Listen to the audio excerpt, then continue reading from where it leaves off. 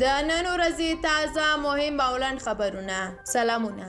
هیله ده چې د ویډیو تر پایه را سره اوسئ ترڅو د پنجشیر په اړه مهم تازه خبرونه پکې وګورئ. طالب ویان ذبیح الله مجاهد په ټویټر باندې د یوې خبرپاڼې په نشرولو سره لیکلي دي چې پنجشیر ولایت په بشپړ ډول فتح شو.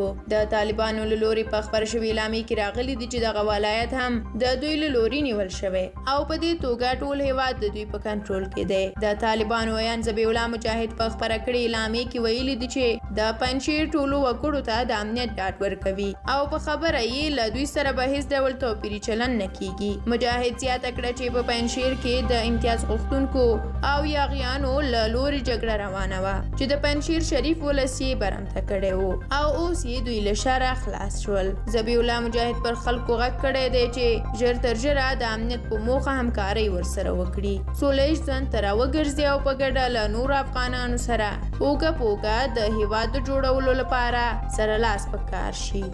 جرمني.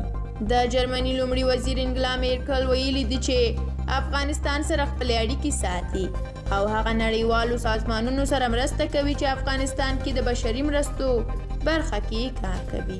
او وروسته له هغې چې د لوړو زده کړو نوي سرپرست وزیر اعلان وکړ چې په پوهنتونونو کې به نجونې او هلکان جلا جلا زده کړې کوي. په یو شمېر پوهنتونونو کې د نجونو او هلکانو لپاره ټولګي دا ډول جوړ شوي دي.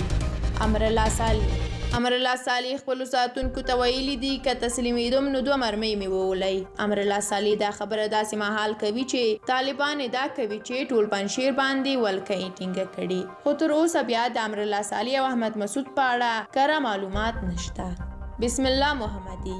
پنجشیر کې د احمد مسعود یو قومندان او پخوانی دفاع وزیر بسم الله محمدي لیکلي دي چې موږ افغانستان تجزیه کوو او ځان ته هیواد اعلانوو. نوموړي او هم فکره کسانو یې په تیرو کلونو کې هم د افغانستان د نوم د تغییر، د افغانستان د فدرالي کېدو او د افغانستان د تجزیې چغې وهلې.